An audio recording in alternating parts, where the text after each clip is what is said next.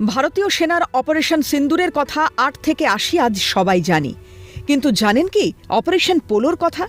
আজ যা ভারতের অন্তর্গত, একটা সময় তা ছিনিয়ে আনতে এই অপারেশন পোলো চালিয়েছিল ভারতীয় সেনা। ১৯৪৮ সাল, দেশ স্বাধীন হয়েছে সদ্য। সেই সময় হায়দ্রাবাদের নিজাম এই রাজ্যটিকে ভারত বা পাকিস্তানের সাথে যুক্ত না করে স্বাধীন রাখতে চেয়েছিলেন।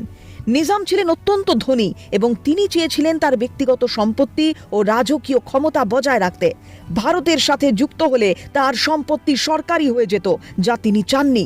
পাশাপাশি তিনি চেয়েছিলেন হায়দ্রাবাদকে একটি স্বাধীন মুসলিম রাজ্য হিসেবে রাখতে, যা পাকিস্তানের সাথে আরও বেশি সম্পর্কিত ছিল।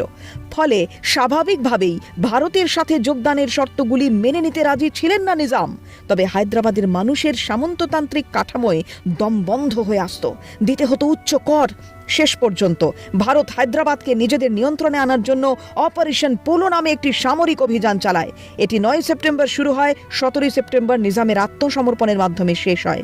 ওই বছরই ১১ নভেম্বর হায়দ্রাবাদ আনুষ্ঠানিকভাবে ভারতে যোগদান করে।